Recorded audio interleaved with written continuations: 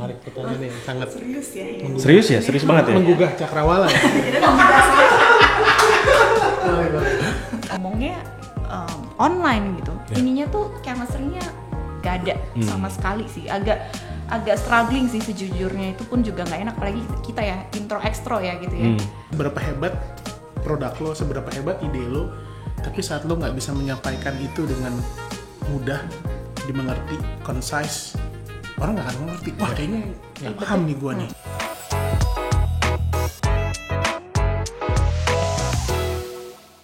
Halo Nalar Piper, balik lagi sama gua Ray di Nalar Bicara. Kali ini gua kedatangan dua orang tamu yang spesial banget nih. Yang satu itu temen SD gua dulu banget. Yang sekarang menggawangi sebuah perusahaan digital agency di Jakarta. Dan yang satu lagi adalah dari sisi kreatifnya. Jadi mereka berdua ini sebenarnya tandeman di dalam bisnis ini. Langsung aja Vinka dan Eka. Thank you banget lo udah datang ya kalian berdua ya. Kita makasih lo udah diundang jauh-jauh ini, thank you banget ya Pak. Tapi lo abis dari SD tuh kemana sih Vin? Gue penasaran. Oh gitu ya? Langsung aja gitu loh. Ngilang Pak kan? Kemana sih? Biar nggak dicariin mantan-mantan yang dulu, ya kan? Kita langsung hilang aja. Dari SD udah banyak mantan. Sama nih pertanyaan. Sudah punya mantan. Ketemunya di sini ya? Ketemunya di sini lagi. Jadi kayak waktu kemarin itu, kayaknya setelah SD tuh udah gue nggak ada. Kayak ketemu lagi, terus ketemu lagi di kawinannya si Rizky kalau nggak salah. Iya, Kirong. Kawinannya Rizky bilang, lu ngapain di sini? Oh, gue kerja sama Rizky, kerja ngapain? Ternyata Bu Vinka ini bekas manajernya band Alexa. Masuk tuh ya, sponsor. Abis itu udah nggak ketemu lagi. Berapa tahun kemudian ketemu lagi di Zoom meeting atau Gmeet? Enggak di Zoom meeting. Lu namanya tiba-tiba nge-Instagram gue bilang, Pak katanya ada service accounting gitu. Langsung aja kagak, nggak ada basa-basinya, hebat banget emang. Iya gue bingung mana ya si Reni gitu. Kagak ada. Biasanya kan orang nanya gitu ya, kayak oh Pak apa kabar kayak gitu. Ini dulu waktu SD banyak fansnya, makanya saya kagak ada, orang Vinka aja lupa gue ada di satu angkatan sama dia. Saya jagain ya kan, saya jagain. Assalamualaikum. Wah, thank you. Waduh, pas banget nih gue lagi jam segini, emang lagi jam-jam yang ngantuk. Jam-jamnya. Gila, thank you banget nih. Siapa nih? Tahu aja ya? Matrix Cafe. Wah, thank you banget Matrix Cafe. Waduh. Tahu lagi gue minta ya? Biasanya long Kopi black hitam. ya. Thank you. Nah, gue sebenarnya hari ini pengen ngobrol-ngobrol banyak sih dengan kalian tentang. Tapi boleh sambil minum dong. Boleh. Silakan. Sudah minum dulu. Oh iya. Maaf. Jadi gimana sih lu berdua bisa nyemplung di bisnis agency ini, gimana sih ceritanya? Kayak Akaraya itu kan setahu gue kayak digital agency ya, yang nge-handle kayak banyak project advertising kayak gitu-gitu. Nah gimana sih, lu bisa cerita nggak gimana kalian bisa kerja bareng gitu di bisnis ini? Silahkan dari Pak Eka dulu. Dulu. Iya dong. Oke. Mungkin kalau kita balik ke Akaraya tuh, gue mulai di Akaraya di April 2018 kalau nggak salah. 2018? Iya. Oke. So, tiba-tiba gue di DM sama saat itu bos kita ya. Bos kita, Pak Ijal. Actually at the time, he was looking for a VP of Business. VP of Business yang karena, pertama dicari. Di agency sebelumnya gue sebagai account manager. Account manager, jadi handling facing clients. Facing clients ya. Nah pas habis ngobrol lebih panjang gini, kayaknya gue tuh sebenarnya lagi pengen belajar masuk kreatif lagi gitu. Karena my background was in kreatif. Terus tiba-tiba bos gue bilang, kayaknya lo cocok jadi account deh, buat jualan idenya gitu. Jadi gue masuk account, terus tiba-tiba jadi account manager slash strategik sedikit-sedikit lah at the time. Habis gitu pas gue tanya, kayaknya what you guys need at the time tuh lo butuh mungkin bahasanya creative group head kali ya, jangan gaunin anak-anak kreatifnya gitu. And then gue masuk tuh akhirnya. Setelah gue masuk 1,5 bulan kali ya gitu kan. Kayaknya dan mereka masih mencari VP of Business at the time. Dan gue bilang kayak I know someone yang sebenarnya you guys need sebenarnya. And that's phone call away, gue bilang. Oh lu jadi nge-refer Vinka exactly ke Akaraya. And then sebenarnya gue juga di refer oleh teman teman kita. Oh, the power of referral. Iya, referral aja gitu. MGM, member. Oh, ini kayak MLM. Iya. Oke. Nah, jadinya kayaknya gue tahu siapa yang karena butuh ngejagain bisnis, butuh ngejagain ya semuanya deh gitu ya. Iya. So, ya udah siapa namanya? Gue bilang namanya Vinka. Coba aja telepon. And then nggak lama kayaknya gue bilang, Bu, kayaknya ini lo dibutuhkan di sini deh. Gitu. Dijebak lebih tepatnya ya kan. Lo bukannya waktu itu masih kerja ngegawangin edukator. Edukator. Pendidik. Gitu. Setelah Alexa. Jadi setelah band-bandan ini tuh gue pivot ya. Kayak harus cari yang settle nih karena kalau ngomongin industri permusikan gitu ya. Kan kurang settle lah ya. Gue pindah ke agency dulu sebenarnya abis itu. Oke, dari Alexa terus pindah ke agency. Terus kayaknya udah capek gue di agency. Apaan nih kerjanya gini banget gitu. Habis itu? Terus akhirnya gue jadi ini cari pahala dulu kerja di dunia pendidikan. Alhamdulillah. Cari pahala dulu ya guys. Gitu. Gak cari duit, cari pahala. Kayaknya udah berkubang terlalu lama di industri permusikan nggak gitu. Buang ini dulu ya dosa-dosa. Tiba-tiba lagi meeting ada yang telepon. Tapi saya tau lah kalau dia yang telepon nggak mungkin gue reject atau gue nanti dulu gitu ya. Langsung gue telepon itu kata. Tapi lu kenal berdua dari mana? Awalnya Ada di agency juga pas lu lagi abis dari band gitu. I see. Oke. Interesting. So jadi lu yang nge-refer Vinka untuk masuk ke Akaraya. Benar. Oke. Nah, kolaborasi kalian tuh jadi akhirnya sekarang berarti kan Vinka jadi VP of Business kan? Lu jadi head of kreatifnya gitu kan? Semacam. Nah, lu itu suka berantem gak sih? Kayak soalnya setahu gue tuh kayak orang kreatif sama orang bisnis tuh biasanya nggak cocok gitu kan. Orang kreatif kan pengennya disinyalir boleh disinyalir. Konon kabarnya tuh kayak agak susah gitu matchingnya. Jadi kayak orang kreatif tuh hobinya kayak gue pengen bikin Van Gogh punya karya gitu kan. Tapi orang bisnis bilang budgetnya nggak cukup bos. Nggak cukup bos ini. Lu mau bikin kayak gitu mah kita mau dijual berapa bos? Exactly right. Nah itu lu gimana? Lu punya collab tuh kayak gimana sih kesehariannya? Gitu? Middle groundnya kali ya. Middle groundnya gimana? Mungkin gue berangkat dari karena gue punya luxury of pernah jadi account kali ya atau client handling. Gue memahami sedikit sebenarnya. Kalau disuruh bikin quotation sih gue nggak paham sekarang ya. Apa tuh Vinka jagonya gitu. Cuman kira-kira masuk nggak sih? Make sense nggak sih? Everything karena ya if you think about creativity, the sky is the limit gitu. Cuman kadang-kadang anak kreatif atau tim kreatif mungkin kayak kita pengennya bikin wah gitu. Yeah. Tapi sometimes kita lupa sebenarnya yang dibutuhkan oleh klien tuh bukan itu juga sebenarnya.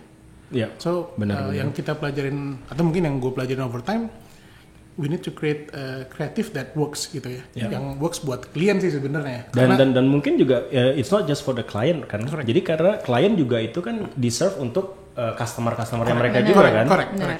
Correct. Jadi itu sih. Jadi mungkin kalau kita berantem masalah harga jarang banget ya. Jarang. Karena gue percayakan itu di bagian Vinka gitu. Jadi gue rasa Vinka juga percayain bagian kreatif tuh ke tim dan di gue, tapi kita jarang untuk berantem. Justru kayak bertanya, Bu make sense nggak nih ya? Ini jangan sampai kita doing something yang beda crazy amount of money, tapi yang kita pelajari mungkin yang gue pelajarin di Akaraya, kalau nggak empower bisnis percuma juga.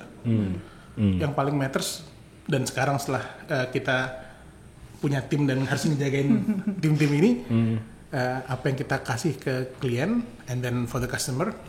Itu empower bisnisnya mereka nggak sih? Atau empower bisnisnya klien? Iya. Kalau nggak cuman lucu nih, viral nih. Iya, kadang-kadang kayak gitu kan. Sometimes brand needs that ya. Maksudnya ada fase pasti di mana awareness semua pasti butuh itu ya.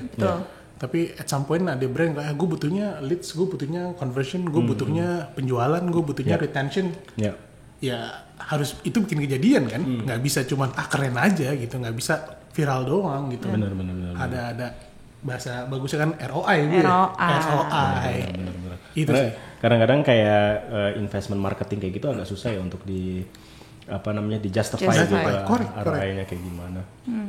Oke. Nah, gue ngelihat sedikit ya di website Akaraya tuh ada 4 pilar data, strategi, kreatif, teknologi. Itu apa sih? Mbak ini ya kayak Pancasila Kayak ya. Pancasila ya gitu. Ditempel di dinding Jadi, ya Pak ya. Jadi iya. sebelum kerja harus dipahami betul. dulu. Gue juga bingung. Presto Ya. kita presto juga. Ya kan gue pengen tahu dong, ya kan gue pengen tahu apa Apa cuman sih nih, gitu ya? iya, apakah cuman kayak gimmick doang, Tagline tagline doang. doang, tapi nggak dipahamin gitu kan? Apa tuh Pak Eka tuh yang bikin ya? Jadi biar Oh, baik Pak aja. Eka yang bikin. Oke. Oh, jauh. Asik ya, saya ngopi dulu nih biar enak ya. Kayaknya enak main lempar-lemparan. Benar, doang. benar. Iya. Kayak sama Mas, balik lagi. Oke, mungkin kita ngomong itu pilar atau kita di internal ngomongnya metodologi kali ya. So what is data strategy, creative and technology gitu kan. Iya. Data kita merasa apa yang mau kita kerjakan untuk klien itu butuh data. Iya. Harus ada data yang apakah insights atau ya basically data, seberapa raw data itu kan penting. Iya. Nah, tapi data itu akan jalan menjadi sebuah data dan tidak ada konklusinya jika nggak ada analisanya. Nah, that's why itu strategy comes point lah buat gua. Jadi data tuh ya kita ambil, kita somehow kita olah, kita analisa, and then that strategy. Oke, dengan data ini, dengan konsumen behavior seperti ini, dengan masyarakat yang seperti ini, shift trendnya seperti ini, mereka butuhnya tuh pendekatannya seperti ini. I see. Solusinya atau cara pendekatan ngobrolnya, karena kan nggak semua bisa ngomong, hey beli ini kan. Ada yang, kasih tahu permasalahannya, punya masalah loh sebenarnya. Nah itu kan butuh data ya. Semua everything itu butuh data lah sekarang. Contoh di lapangannya kayak gimana sih jadinya kalau misalnya aplikasi data itu? Jadi kayak kasih contoh, mungkin contoh nggak usah disebut nama brand kali ya. Jadi mungkin kayak apa namanya brand itu nggunain data itu kayak gimana sih jadinya? Ada beberapa cara sebenarnya. Mungkin gue bisa banyak brand di sana yang sebenarnya udah salah satu contohnya tuh kita pakai misalnya social listening tools. Jadi social listening tools itu apa sebenarnya captures all the conversation that happens in the digital space. Jadi ada di website apapun ya, publishers gitu ya, Kompas, artikel media news lah. News, media, and then social media, Facebook, Twitter, IG dan segala macamnya.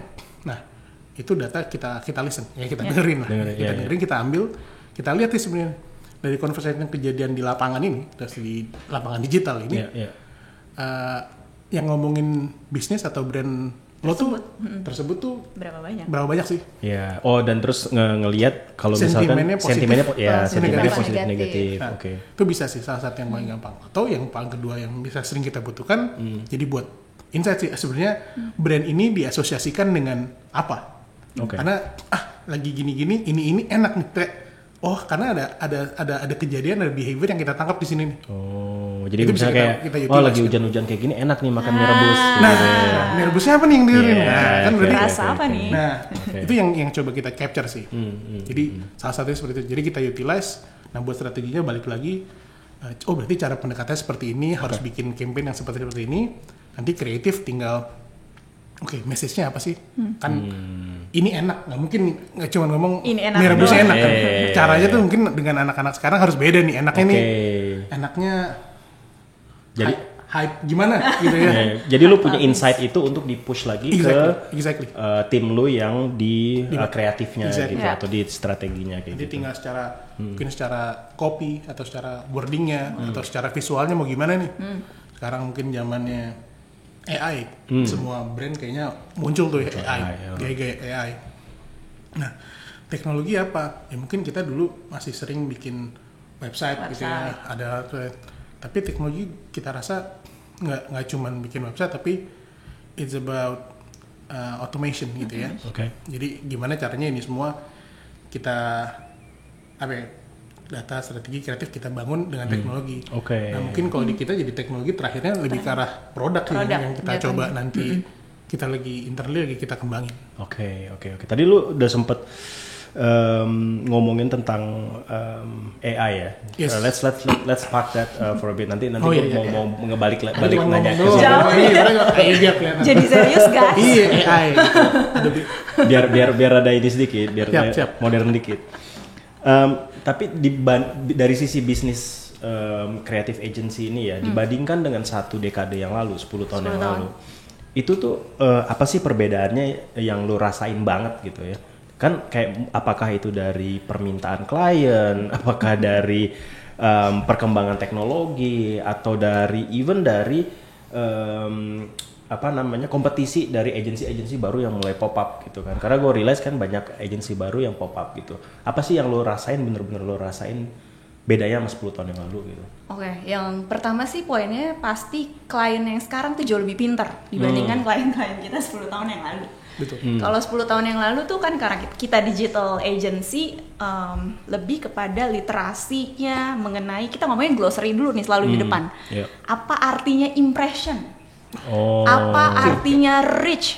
Itu 1 dekade yang lalu tuh lu masih harus ngejelasin itu. Apa artinya click to rate gitu. Okay. Semuanya tuh terms itu kudu dijelasin dulu gitu ya. Karena mungkin 10 tahun yang lalu kan nggak begitu banyak ya sebenarnya ya, baru mulai ya gitu ya. Terus pastinya sama-sama coba dan cari tahu, dan kliennya juga ya maksudnya gini, oke, ini digital agency tuh spendingnya tuh paling gede nih, dan gue pengen duit yang gue keluarin tuh worth it gitu. Jadi makanya mereka minta dijelasin tuh dari hulu ke hilir. Itu 10 tahun yang lalu gitu ya. Itu secara client behavior ya. Alhamdulillah ya, kliennya makin pinter, kita juga harus lebih pinter dari klien, karena kan klien ketemu sama kita tapi pasti minta pertolongan ya.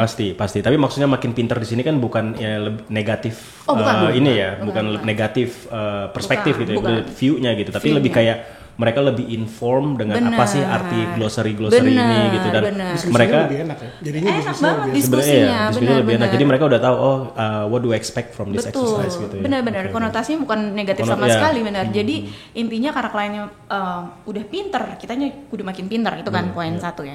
Yang kedua terkait dengan perbedaan yang paling signifikan pasti karena pertarungan saat ini gitu ya. Pertarungan dalam segi agency gitu ya, pertarungan brand-brand di luaran sana gitu ya, yang tiap hari kayaknya bermunculan brand baru, tiap hari juga ada agency baru gitu kan. Ya itu kan kayaknya tuh nggak ketemu tuh ya deltanya. Supply and demand kayaknya nggak ketemu. Jadi supply-nya udah kegedean nih sekarang. Benar, kayaknya.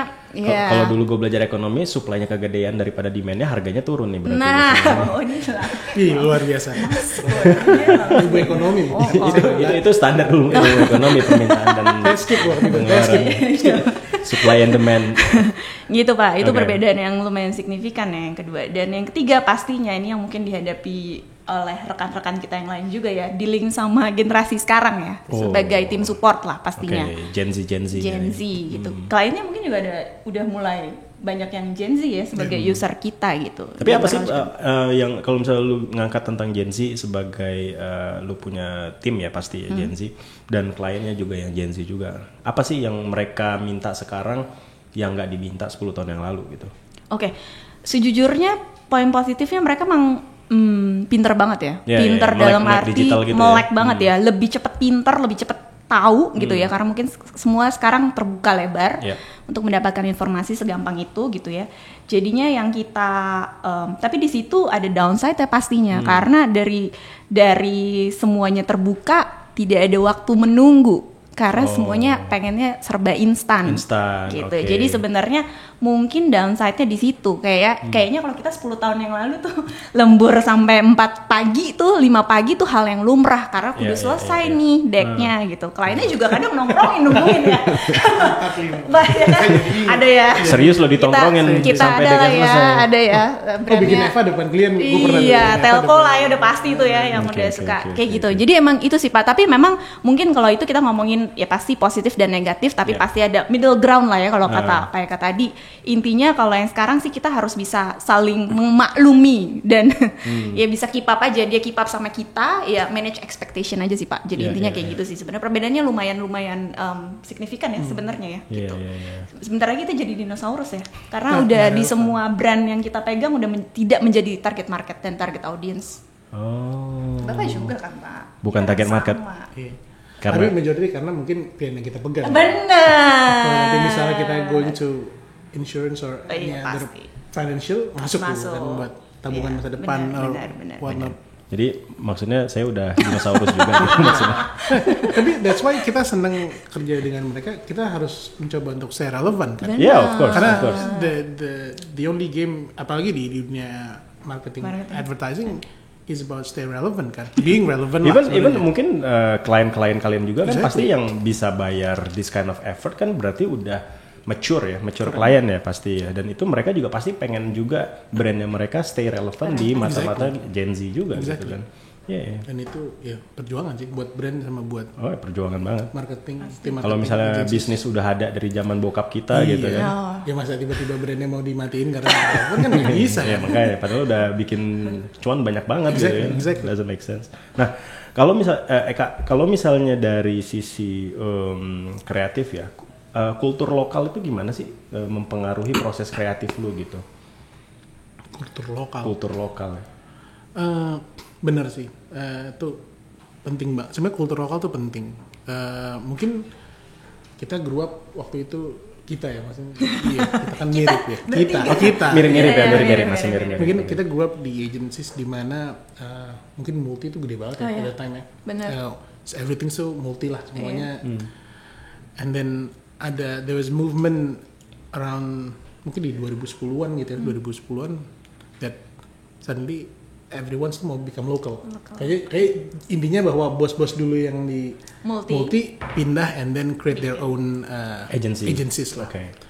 Dan semangat yang digambarkan digemarak atau disuarakan ya adalah harusnya local agency knows local audience much better. Nah, mungkin spirit itu yang sama sih. Saya selalu gua coba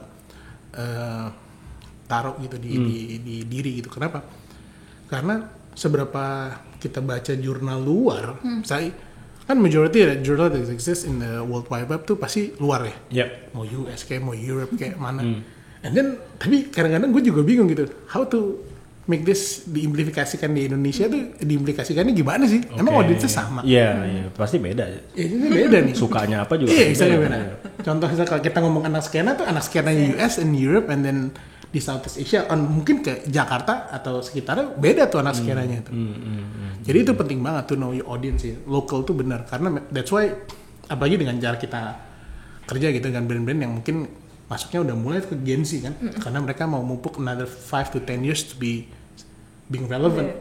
Ya penting banget kultur lokal. Even sebenarnya banyak brand yang udah masuk hyper lokal gitu kan. Very region based. Maunya Jawa Barat aja nih. Maunya daerah Jawa Timur aja. Dari penggunaan bahasa. Penggunaan bahasa. So penting banget karena untuk being relevant aja. Karena kalau nggak relevant berarti lo nggak dilirik. And then gimana? Yang lebih parah lagi sebenarnya lo nggak dimengerti sama market. Exactly. And then gimana mereka mau engage sama lo? Exactly. Karena sekarang brand is about engagement ya. Kalau dulu kan kita, wah followers gue udah 1 juta, followers gue, itu keren banget. Kalau misalnya, tapi yang engage nggak ada. Nah itu kan metricsnya udah beda tuh, udah geser soalnya. Karena tapi kita juga seneng gitu bahwa itu tetap apa ya intinya nge-challenge kita untuk tetap create to be inovative. Karena kita harus cari cara gimana ya tetap bisa engage sama anak sekarang. Karena kita sadar beberapa saat ini kita ngomong nih ini study case nih brand yang sama di IG dan di TikTok itu beda audiensnya. Wah gimana ya? Mau stay relevant sama yang mana nih? Yang di TikTok yang anak 17 sampai 24 atau sampai ini, yang di IG yang 25-35 mana yang harus kita cater nih? Itu kan jadi dilema ya. Buat agencies, buat kita juga dilema ya. Akhirnya lo bikin suatu campaign yang mungkin berbeda untuk dua target market. Bisa juga dengan dua ini gitu. Dengan pendekatan yang berbeda. Challenge-nya atau activities atau apapun lah kejadiannya berbeda di dua sosial platform ini.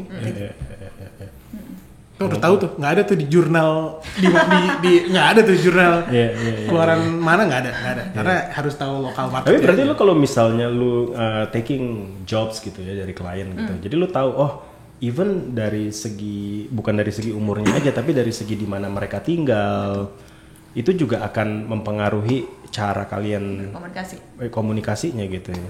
Betul. Apa sih yang paling berbeda kalau misalnya kita ngomong kan Indonesia nggak cuma Jakarta dan Jabodetabek doang ya. Nah, kalau misalnya lu pernah nggak engage untuk klien yang dia punya customer itu mungkin di Jawa atau di Sumatera kayak gitu? Pernah kita waktu handling mungkin kita bisa bilangnya financial institution ya. Intinya mereka punya toko di kalau nggak salah 21 provinsi. Ya in total gitu ya. Jadi ada Jakarta, ada 3, 4 atau ini. Nah, kan kita bingung ya, kayak ada yang di Makassar, ada yang di Medan, ada yang di Jadi gimana tuh jadinya? Gimana tuh? Pusing banget tuh mereka. Tapi karena kita mendapatkan kliennya, kita dia karena saya bilang it's a happy problem. Benar. Benar. So what we at the time what we did actually, kita hiringnya adalah local jadinya. Siapa sih? Iya, misalnya kita cari sana, kita cari cara gimana kita punya yang pasti misalnya kita butuh social media officer, content spesialis, content writer gitu ya. Kita cari yang minimal memahami bahasa lokal atau make sense nggak sih bahasanya gini? Karena nggak mungkin tiba-tiba bahasa anak-anak Jaksel gitu, gue bawa ke Makassar gitu kan? Nggak tahu gue cara mulai halonya gimana gitu kan? Nggak bisa. Halo guys, which is literally. Nah, nggak masuk gitu kan? Di sini bos gitu. So, cocok bu, cocok. Cocok ya? Anak Jaksel. That's what we're trying to do gitu. Jadi, kita malah mungkin jadi bisa kenalan sama local agencies. Gitu. Jadi lu salah satu untuk bisa nge-tackle perbedaan itu partnership dengan local agency. Exactly. Sebenarnya itu nyambung dengan your earlier question sih. Gimana caranya?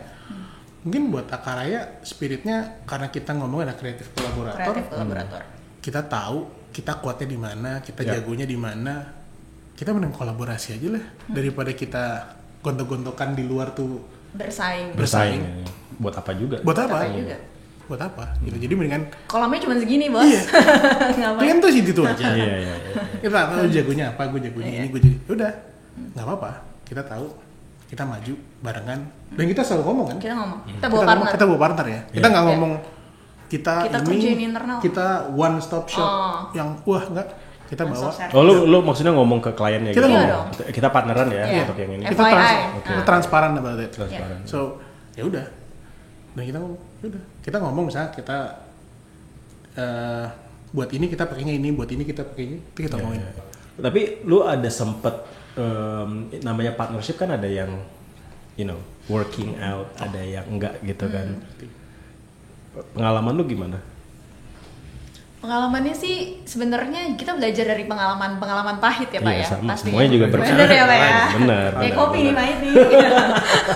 Belajar dari pengalaman pahit makanya akhirnya tuh banyak deh semuanya tuh kita selalu mengambil hikmah dari setiap kejadian. Pasti ada lesson learn atau key take out gitu ya. Jadi akhirnya setelah bekerja sama dengan beberapa partner, akhirnya kita punya list of partner yang kita selalu bawa. Approved partner. Official partner lah ibaratnya gitu. Jadi sebenarnya kita coba kita kategori ini di industri apa nih. Jadi ada mungkin event organizer gitu ya. Terus ada partner di creative house gitu, PH gitu ya, yang kayak gitu. Jadi sebenarnya kita punya list partnernya gitu. Jadi akhirnya kita bilangnya yang ini nih top 5 kita gitu. Yang ini blacklist. Simply ya bisnisnya. Tapi itu takes time kan, maksudnya lu nggak bisa kayak kita. 6 tahun. Iya, karena 6 tahun. Iya benar. Pengalaman agency sih udah. Jadi 6 tahun lu udah ada listnya lah untuk proof partnersnya gitu. Benar.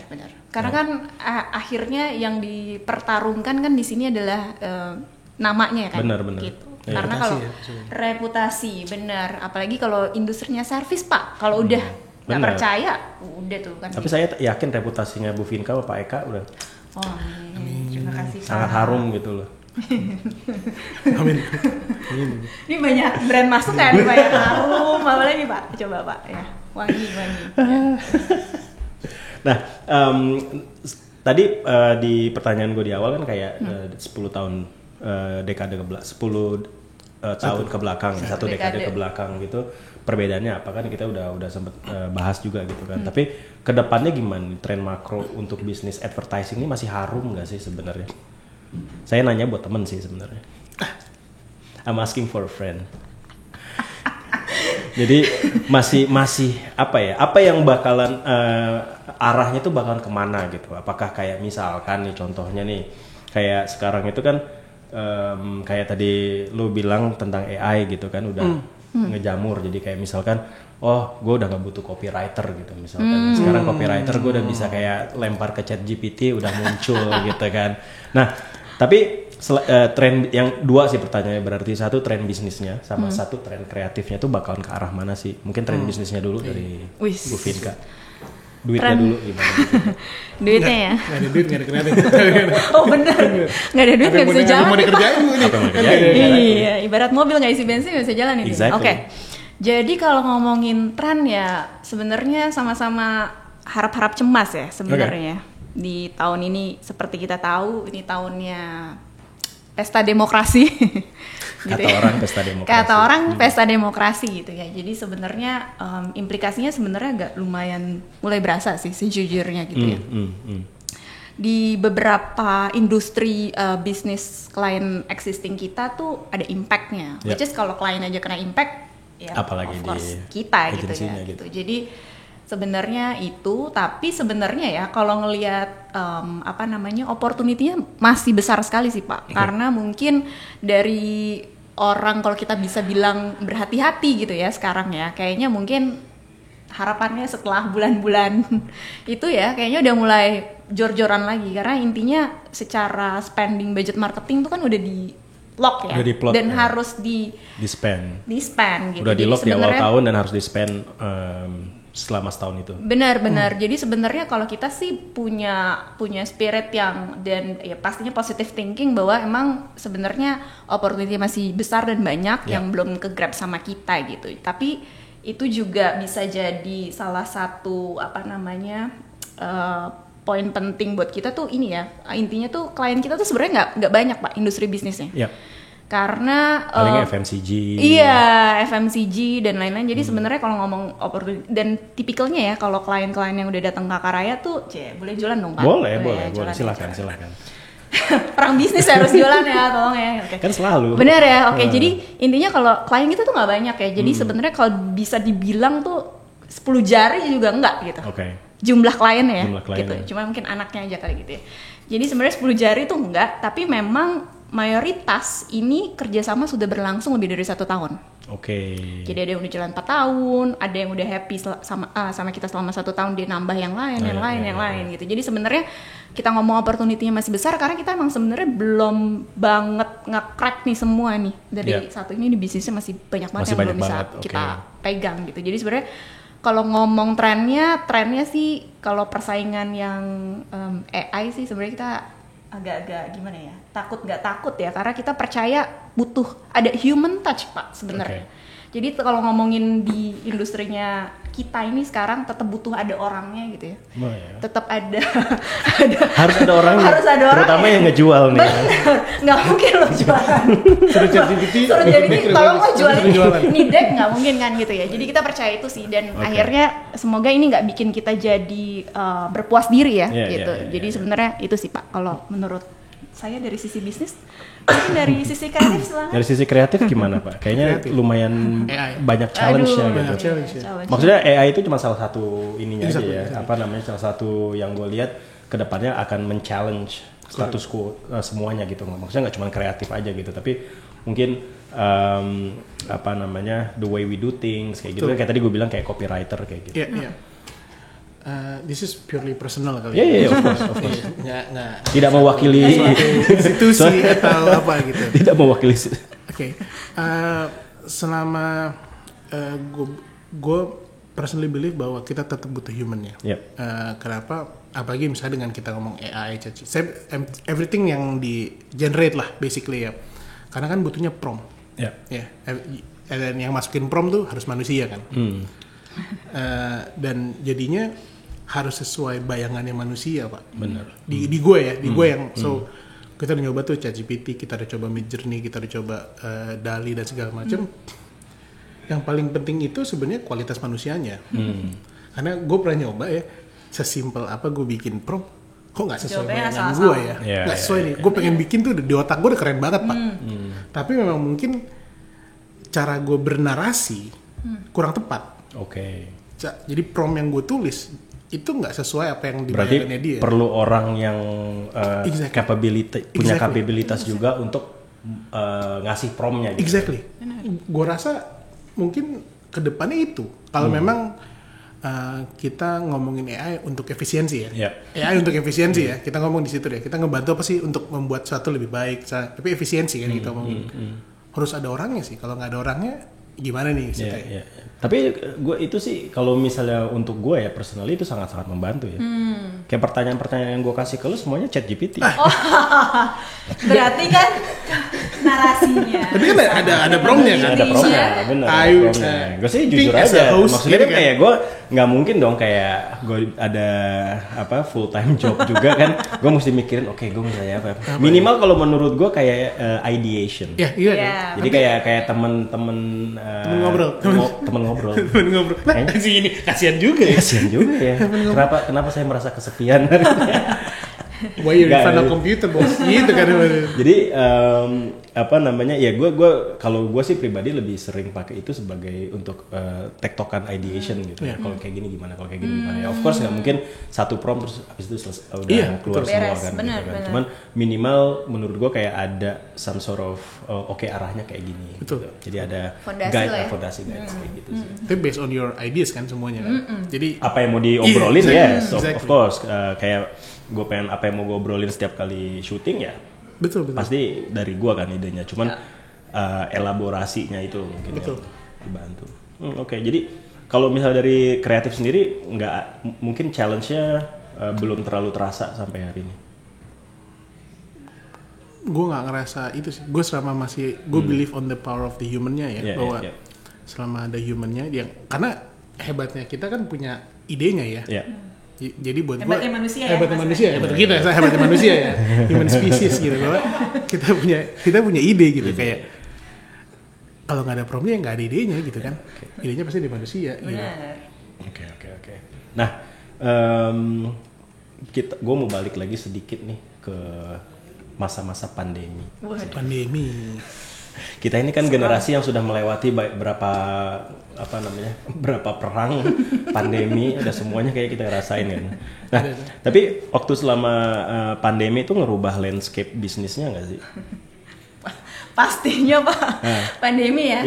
Itu tuh pandemi tuh secara internal dan eksternal gitu ya. Pasti. Misalnya internal, maksud gue internal tuh kayak mungkin yang waktu pandemi kan lu pasti nggak bisa masuk ke kantor gitu kan, lu mesti WFH kayak gitu kan. Nah kalau misalnya eksternal mungkin kayak cara lu dealing dengan klien gitu, mesti online meeting all the time buat delivery gitu. Yang lu rasain waktu itu apa sih pas lagi pandemi?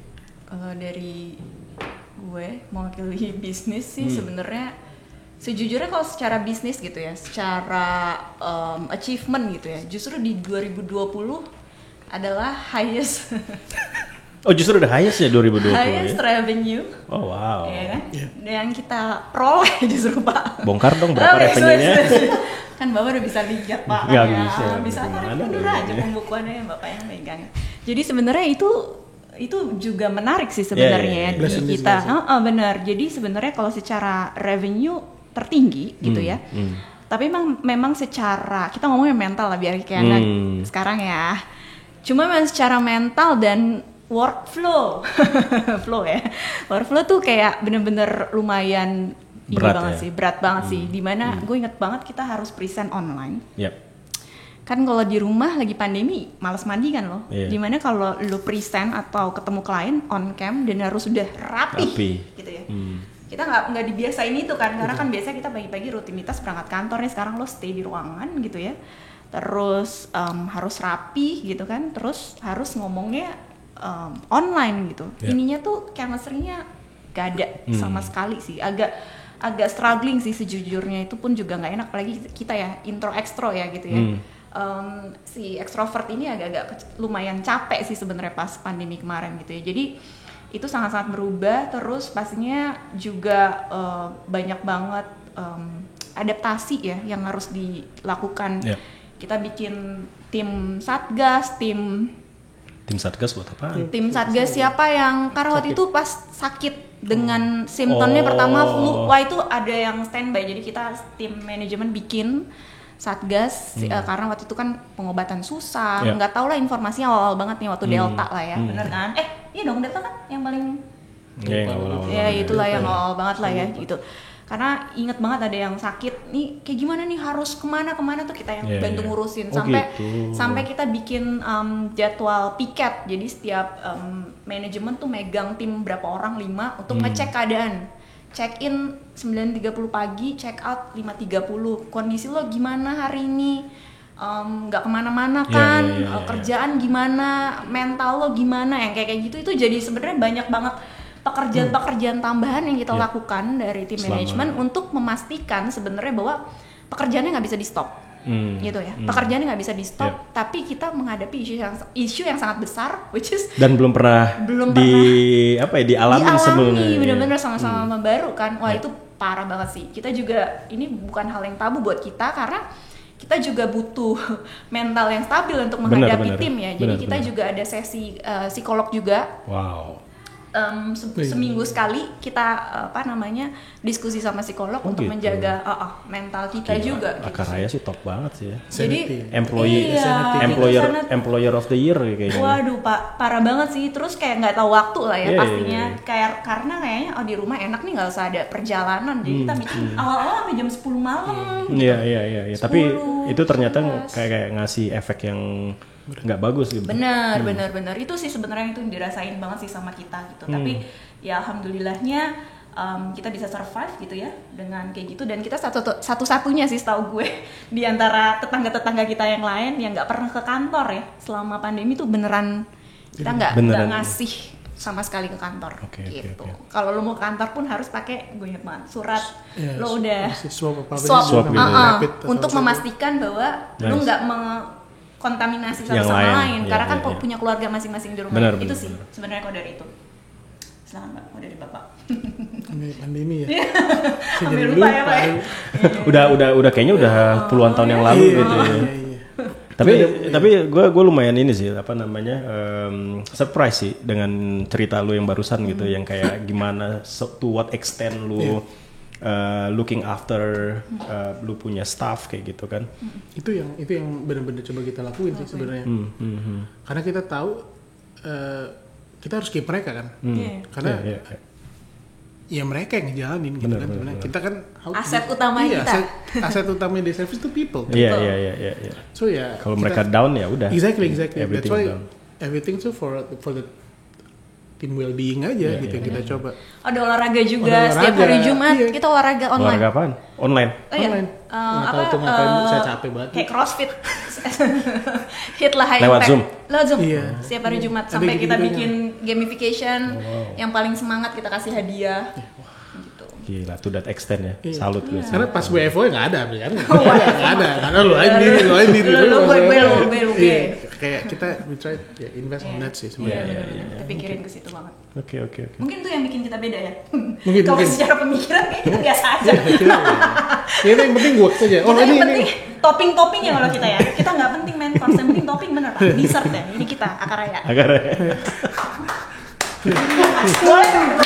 Ibu. Tapi pertanyaan selanjutnya mungkin yang kita sedikit looking forward dikit ya, karena tadi kan looking backward ke pandemi ya. Mau balik lagi looking forward lagi nih mendingan. Pak Eka, kalau misalkan anak-anak kreatif tuh ya, sekarang kan dunia kan udah mulai kayak interconnected gitu ya. Nah jadi menurut lu gimana sih supaya kreatif Indonesia tuh bisa saingan, bisa berkompetisi dengan kreatif atau dari talent dari luar gitu? Menarik pertanyaan nih, sangat serius banget ya. Menggugah cakrawala.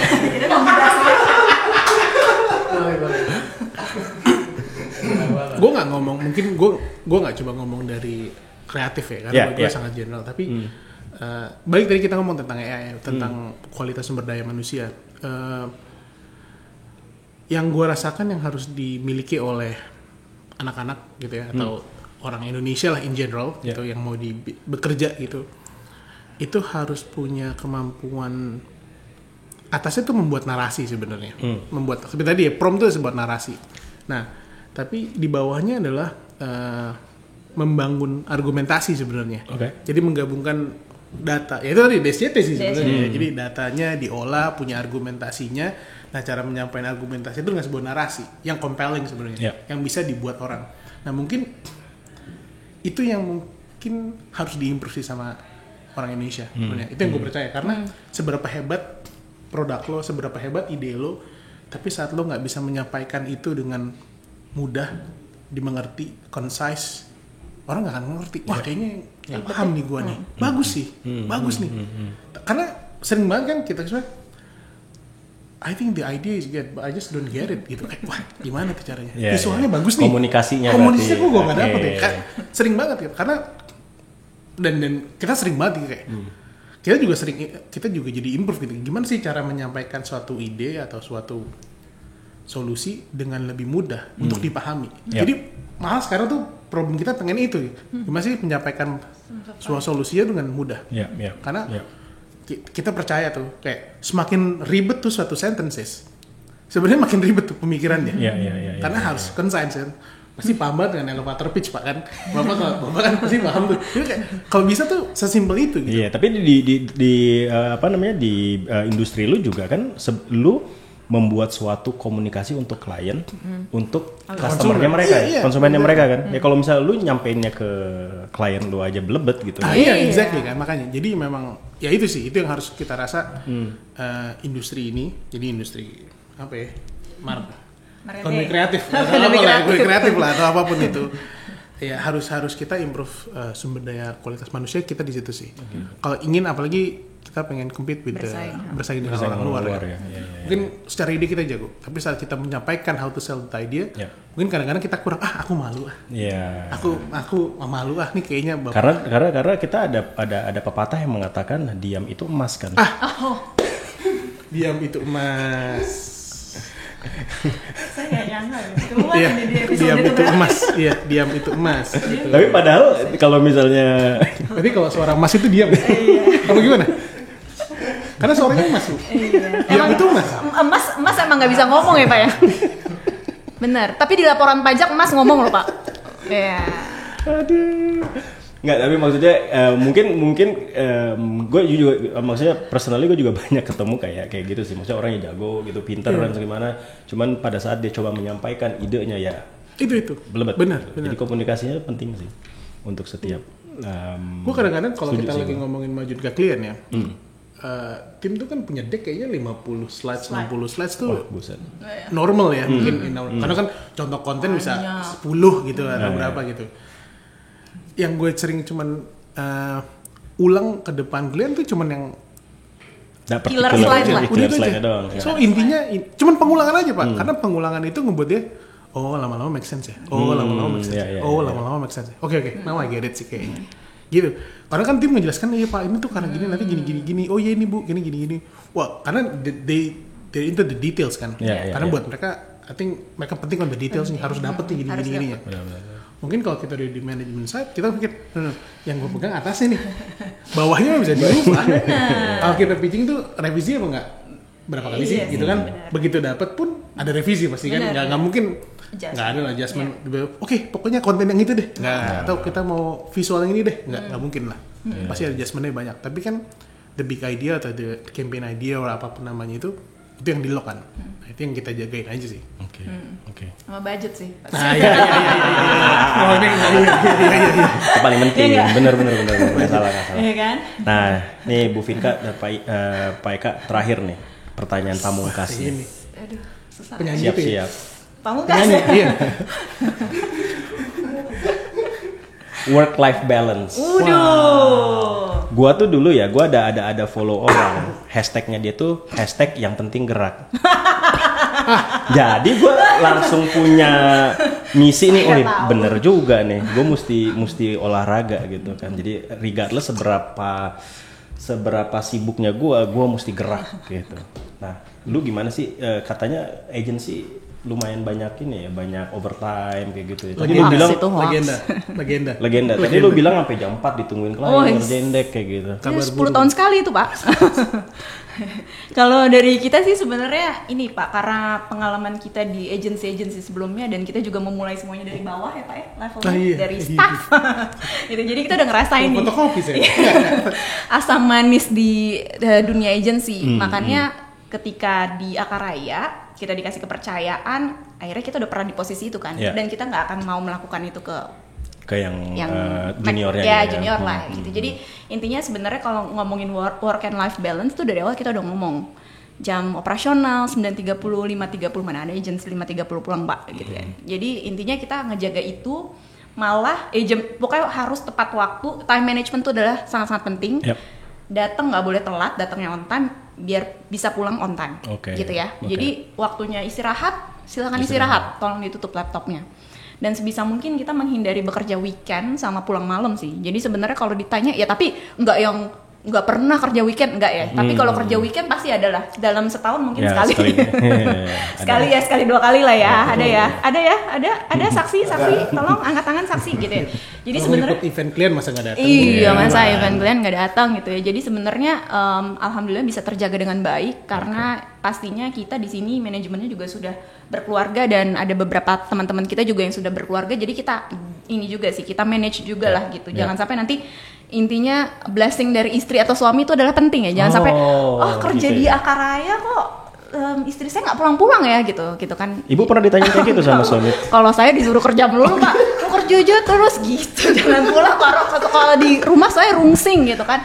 Jadi saya harus kerja terus gitu. Jadi sebenarnya kayak gitu sih. Dengan caranya pasti ya anak-anak sekarang tuh sangat-sangat pinter gitu ya. Jadi kita harus bisa cari cara untuk menjadi role modelnya mereka lah, biar mereka juga look up dengan mencobakan. Kita datang paling pagi duluan gitu ya, jam 8, setengah 9 kita udah datang, ada yang ketawa ya, kita udah datang nih gitu, biar jangan bikin peraturan tapi nggak lo tepatin buat apa kan gitu. Jadi kita datang juga early gitu ya, pulang juga on time gitu-gitu sih. Jadi sebenarnya kalau ditanya work and life balance sangat-sangat balance, karena kalau semalam-malamnya kita juga jam 7 udah harus pulang Pak, karena kantor kita udah mandi jam 7. Dikunci Bu, kalau enggak gimana? Gitu. Jadi jam 7 tuh udah harus pulang Pak. Jadi jam malam kita tuh jam 7 sih sebenarnya. Kayak begitu ya. Sebisa mungkin Pak Eka bisa dikonfirmasi pernyataan barusan. Tolong. Betul. Gimana Pak? Jadi benar ya? Jadi benar. Gue percaya kita harus kasih contoh sebenarnya. So gue dulu sih misalnya gue selalu mencoba untuk datang pagi atau tepat waktu lah sebenarnya. Kecuali gue udah bilang di tahun ini Bu saya mau nganterin karena anak saya sekolah siang Bu. Itu kan work and life balance ya. Jadi harus nganter anak dulu Bu. Kalau nggak mau sekolah nanti kan gimana gitu kan. Jadi ya udah. Tapi gue mencoba untuk selalu datang pagi, pulang juga itu dari jam 7 max ya karena kan ditutup ya. Tapi weekend juga mencoba untuk kalau emang nggak perlu banget ya udah nggak usah gitu. Mendingan kejar di Jumat deh sampai malaman dikit ya udah. Tapi biar weekendnya aman. Weekendnya udah sama keluarga. Susah Pak kalau weekend sama keluarga begitu. Ntar nih jam 4 ada konkol nih. Bisa datang masuk ya kan, udah rame keluar. Absen doang ya. Terus siapa tuh ya? Nah sama kita juga masih hybrid sih Pak. Jadi sebenarnya kita kasih keleluasan juga buat teman-teman. Gitu. Buat dalam 1 minggu buat WFH sih gitu. Jadi aman juga sih harusnya. Ya betul saksi? Oke. Sah. Interesting.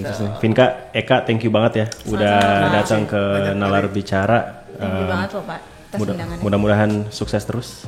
Thank you. Sama-sama.